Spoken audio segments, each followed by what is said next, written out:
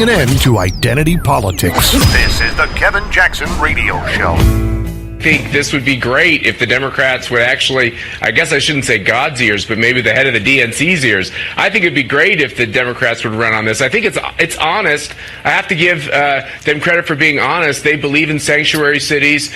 They don't want to fix the immigration system. They want to give amnesty to absolutely everybody who's here illegally. That's ridiculous, Matt, and you know it. Well, no, I think. Let's be honest. I think where Democrats are in their policy is that they want to give amnesty to as many people as possible. It's not just about the DACA population. And I actually think when you have sanctuary cities all across this country, how come people like Nancy Pelosi and Chuck Schumer aren't calling these mayors out and saying, let's enforce our laws? The fact is they want a sanctuary nation, and it's great politics for the Republicans, but it's terrible for the country. That was Matt Schlapp of the American Conservative Union, puts on CPAC every year, speaking about sanctuary cities. Sanctuary cities are illegal. They're stupid. What else you want to say about it? They're illegal, stupid, all of it. They shouldn't exist. They don't exist in reality, but we've allowed them to exist. Thanks for turning up my microphone. I can hear better. What's that? I feel like I'm one of these old people got a hearing aid. Huh? What? Hello? What is that sound?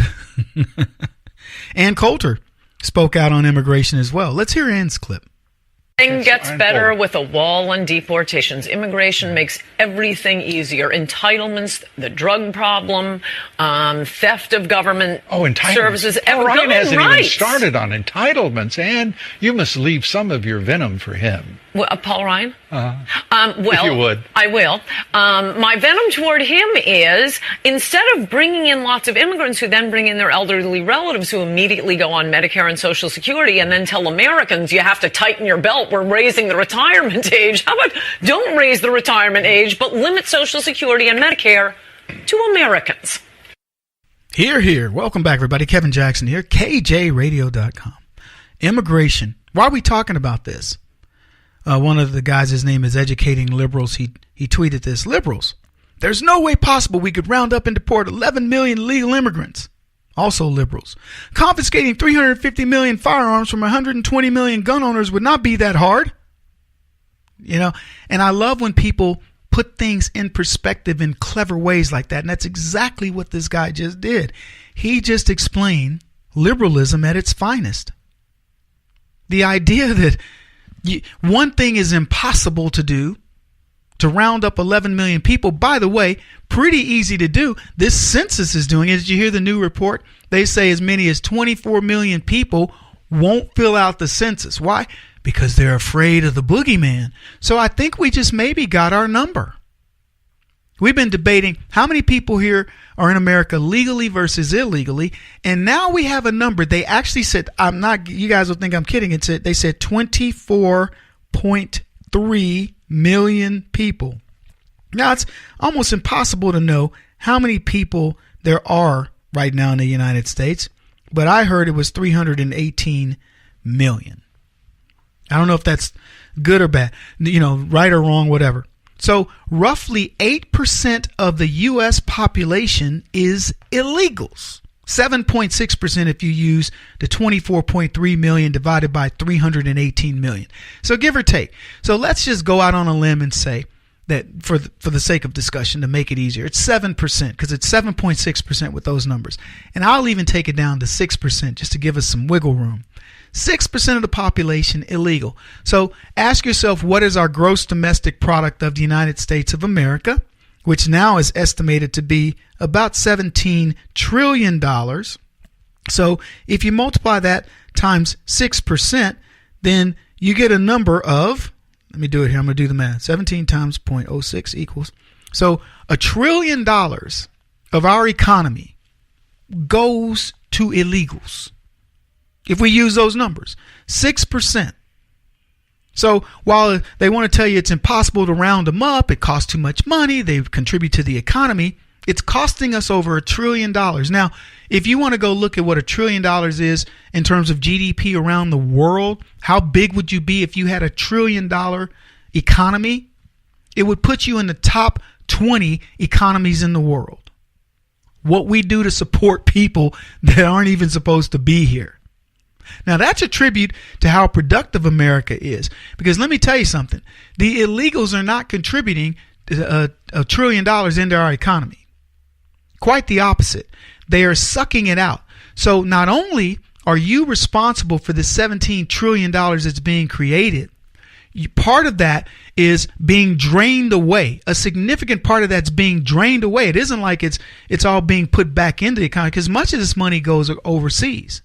And not just to Mexico, it goes to other places too. The biggest abuser of this, of course, is Mexico. So I'm working with a group, FAIR. They're an they're an immigration group. They're not an anti-immigrant group. They're an anti-illegal immigrant group.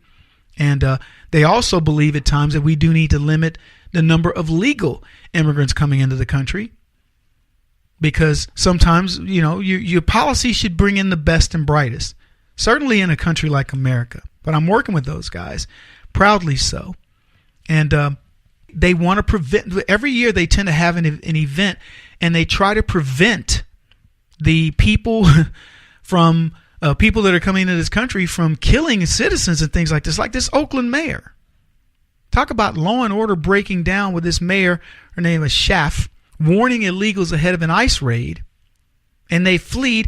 And then 3 of those illegals got arrested for new crimes, all of which could have been avoided if Schaff had not tipped them off. But you know what she says? I didn't do anything wrong.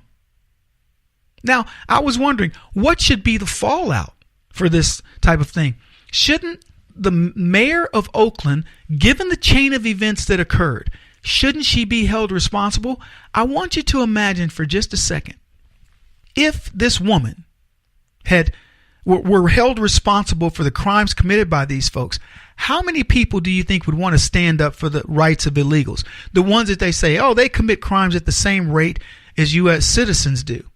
Okay, if you want to go that route, let's go that route. But let's get them down to the demographic. Let's look at them based on the economic level and the situational politics of those people. If that's the case, illegals commit a lot of crime, generally in their own neighborhoods. And we know this to be a fact. In fact, the crimes that were committed by these people that were arrested, one was a Mexican national who was arrested for robbery and gun crimes, released back into the community for a prior offense, despite having what they call an ICE detainer. Another one was arrested for a DUI, despite having been deported 3 times and prior convictions for false imprisonment, DUI, and battery of a spouse. The third was a Mexican national who was arrested for corporal injury of a spouse, despite twice being deported, criminal convictions including drug possession, hit and run, DUIs, possessions of narcotics equipment, and a parole violation. These are the people that were released, and then they caught them. How many people are still out there? What jackets, as they call it, what jackets do they have at the police? This is, I always get into this discussion with people, and I say to myself, it is crazy that we even entertain something so idiotic as to say, well, you know what? These illegals, they're looking for work, they're looking for this, they're looking for that. This is all crazy. Let me tell you, there's a story that's going to break this week. They've already talked about it. But there's leaching from Mexico of contaminants into the soil that's getting into San Diego. And here's a bigger part of the story. It's already come out, but you should know about it anyway. There's a county in San Diego, a city in San Diego County, who's going to join in the lawsuit against the state of California for sanctuary cities. They're tired of having to deal with the problems. Now, that's going to make 2. But the bigger issue is we're talking about an area that's, California is a land of fruits, nuts, and fairies, as we know, but we're talking about liberal areas. LA County, Orange County saying, yeah, we're going to do it is one thing. Orange County is heavily Republican. It's one of the only Republican enclaves in California. But now we got San Diego saying the same thing. And my question is, when does the bow break? When do other people in California start realizing, you know what? We're paying a lot for other people's services. There are estimates, believe it or not, as high as 30% of some of these municipalities are made up of illegals. That's a big number. So imagine you've been paying taxes and you find out 30% of your money is going to people who really aren't paying taxes. Let me tell you, moving to Arizona has been an eye-opener too. There are places that they only speak Spanish.